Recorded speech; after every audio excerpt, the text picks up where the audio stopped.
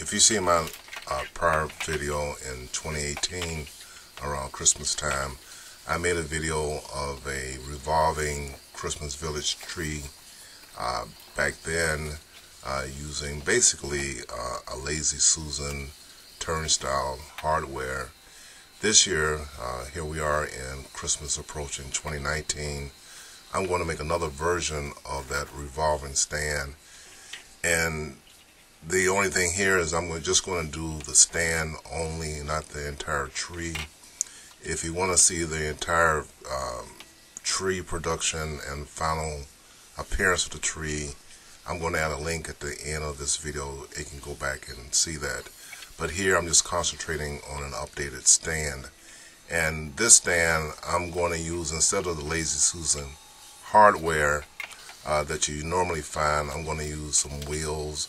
Again, the base of my project is a revolving tree stand, and the only thing again I'm concerned about is putting excessive weight on the stand itself. It's not a very expensive, and you know these stands are not very expensive, so, and they're not that durable, so I'm trying to come up with a means to take some of the load off of the stand itself. So this video you're going to see, there's going to be a few video clips, but the majority of them are stills. While I was doing this, I was in a hurry to do it, just to let you visually see what I did and not really kind of concentrate on the details of every step I took to produce this. But at least this is something that if you're interested in doing a revolving Christmas village tree stand, this is something you might be interested in watching. And again, I generate videos for the purpose of giving others ideas to either copy my technique or improve on my technique. So here we go. Hope you enjoy.